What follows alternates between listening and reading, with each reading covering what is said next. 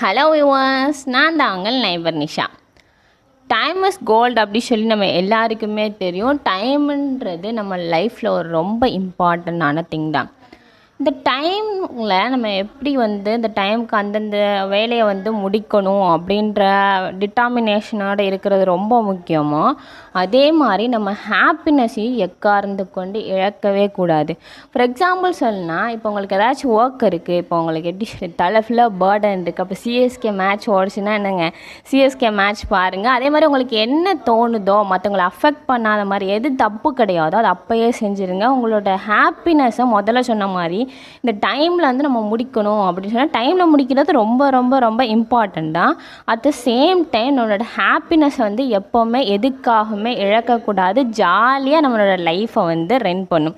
ஏன்னா நம்ம இந்த லைஃப் இங்கே வந்திருக்கிறது அந்த எப்படி இந்த லைஃப் பீரியடில் ரொம்ப ஷார்ட் தான்.